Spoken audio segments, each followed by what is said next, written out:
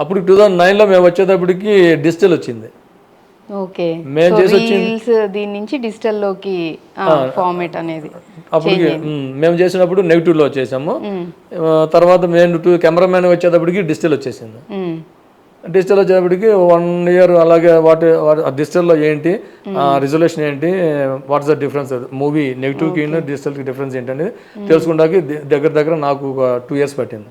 మళ్ళీ డిజిటల్ దానికి అంటే నాలెడ్జ్ ఉంది, బట్ ఇది కొత్త వర్షన్ అప్డేటెడ్ది కాబట్టి, సో న్యూగా వచ్చింది కాబట్టి ఎవ్రీథింగ్ మళ్ళీ తెలుసుకోవడానికి 2 ఇయర్స్ పట్టింది. తెలుసుకొని వచ్చాం. ఓకే.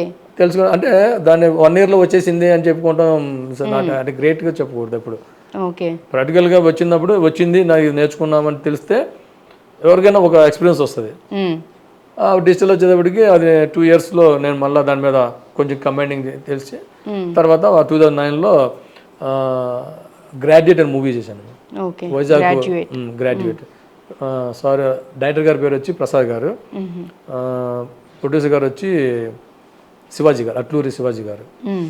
ఆ సినిమాకి అమెరికా నుంచి కెమెరా తెచ్చారు, PMW 350.